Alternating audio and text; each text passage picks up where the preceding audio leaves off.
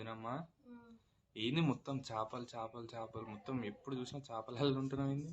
ఇగో మన ఇంట్లో ఎన్ని చేపలు తీసుకున్నాం మరి తినాలి. ఇప్పుడు ఏం చేస్తున్నావు మరి? ఫ్రై చేస్తున్నా. ఫ్రైకి అయితే ఎట్లా చేస్తున్నావు?